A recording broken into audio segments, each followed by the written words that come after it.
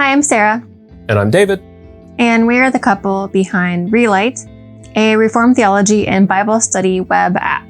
Sarah has a background in writing, hand lettering, and design. And David's background is in graphic design, web design, marketing, and Bible software. And he's currently learning to become a software developer. The bugs are my fault. But more importantly, what's much more interesting is what has led us to be in this particular venture. When I started working in Bible study software 6 or 7 years ago, it was really exciting because I had at that time a background in design and computers and basically Bible and theology. And it was really hard to see a way for all of those different skill sets and passions to come together in one thing. And it honestly seemed like a miracle when I found that job, because all of those passions just came together and I was able to help people find tools and resources to study God's Word and to learn more about the Christian faith.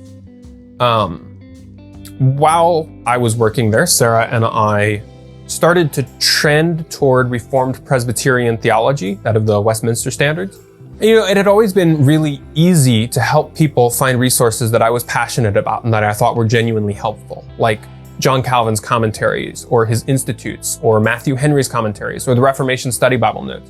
But it became less easy to be excited about helping people find other resources like the Passion Translation, or the Message Bible, or something by N.T. Wright, or a devotional for people who have cats. We do not exaggerate. Then, about a year ago, David took a job opportunity that would allow us to be closer to family.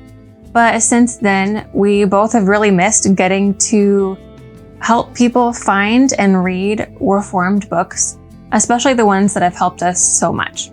And that brings us to something about Relight that's pretty unique: the mission. The name Relight really describes what we're trying to do.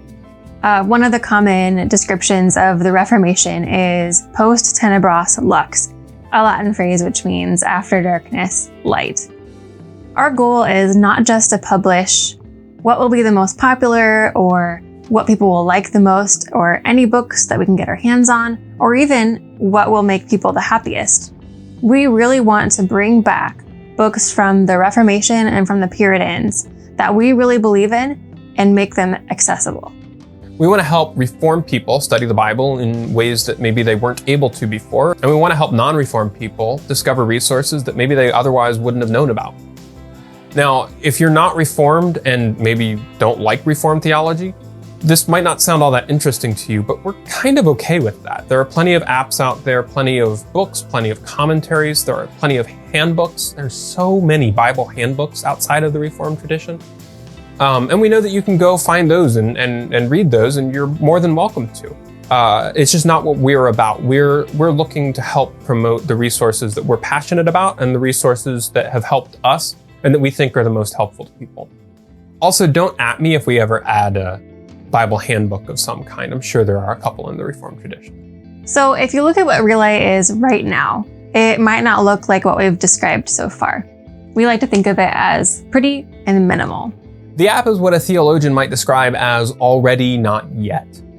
Its eschaton has not come yet. And that's because we've been pretty heavily affected by the work of the people over at 37 Signals and their idea of releasing a minimum viable product and then iterating on it. What we wanted to do was release something that we thought was useful, but was also a fairly small project that we could get out into the world that people could use and enjoy, and also maybe find the bugs with, maybe find the things that aren't as clear in terms of how the app works, and get feedback as early in the process as possible so that we can start making changes when there are way fewer lines of code and way fewer design elements. So what that means practically, though, is we really need your feedback. We're banking on this. It's just the two of us making this app, and we're really banking on you telling us what confuses you, what's difficult to use, what's easy to use, what things do you like, what things do you not like, what are your hopes and dreams for the app. We need to know these things so that we can understand the audience of people who actually use it and make it the best tool possible for those people. Really, the community could make or break the app, and honestly, that's a good reason for me to point out right now that you should, with all the gusto that John Piper uses to say the word glory, smash that subscribe button, maybe click the bell button, but above all, try the app and comment below with your thoughts. Right now, minimum viable product for us is a King James Bible with awesome cross-references, which you can access by clicking the little light bulb icon next to each verse. And the cross-references were compiled by a man named John Brown of Haddington, a Presbyterian who lived in the 1700s. And like all Presbyterians, and honestly like all Reformed people, John Brown of Haddington believed in something called the rule of faith, which is an important hermeneutical principle or Bible study principle in Reformed theology. It basically says that when you're reading the Bible and you come across a passage that's difficult to understand, the best thing and probably the first thing that you should do is look to other passages that speak to the same topic or concept, but in a more clear way. So for example, if you're looking at Revelation and you're studying eschatology, don't just read Revelation. When you come across something that, hey, this sounds like something maybe Paul was talking about in Romans or in 1 Corinthians, go read those passages too and use them as a guide to make sure that your interpretation of the unclear text lines up with the clear text. And sometimes you even find that the clear text helps you in a way that you didn't expect. It gives you an idea of how to understand the text in front of you because now you understand the concept that the text in front of you is talking about better. So John Brown created a big collection of cross-references and bundled them up in what he called the self-interpreting Bible. Now I know what you're thinking. Actually, we're not charismatic like that, so we don't know what you're thinking. But we know what you might be thinking, and we're going to answer a possible objection. You may have used other cross-reference collections, maybe the ones that come with your ESV Bible, or maybe you've tried the Treasury of Scripture Knowledge. These are good, you might be thinking, but they're not groundbreaking. I wouldn't call them awesome cross-references. You may be asking how these cross-references are different. Why are we so excited about them? These cross-references truly help you interpret the passage in front of you. So rather than being listed just because they have a Greek word in common or might have a similar sentence structure, these are passages that, in keeping with the rule of faith, are clear passages that will help you understand the passage right in front of you. David and I have totally loved using these cross-references in our own devotions, and that's why we're so excited to share them. Another reason we're excited to start with these cross-references is because Sola Scriptura was so important to the Reformation. And it's hard to have Sola Scriptura without principles that help you interpret the scriptures like the rule of faith. Speaking of things that were important to the Reformation, the next resource we're planning on releasing was also important to the Reformation, or at least the English Reformation, and that's the Geneva Bible. The Geneva Bible was created by a group of pastors who in the 1550s fled from England to Geneva because of Queen Mary's persecution.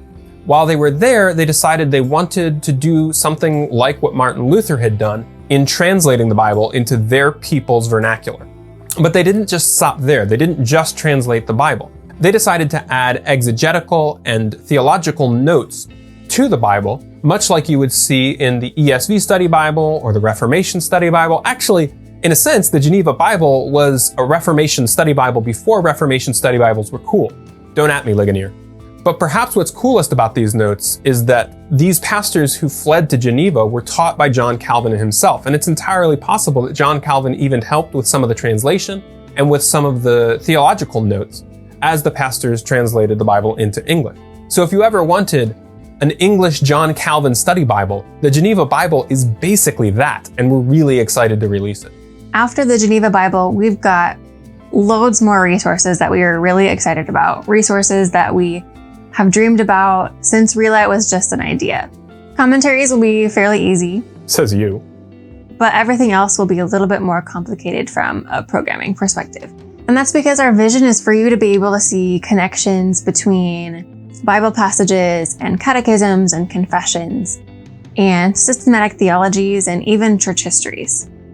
So you might look up a catechism question, and from there look up a verse in that catechism question, and then from there see that a confession article referenced that same verse. And then from there, maybe read a church history about how that confession article was formed. And then from there, maybe read a systematic theology about what Charles Hodge said about people who disagree with that particular point of that particular confession.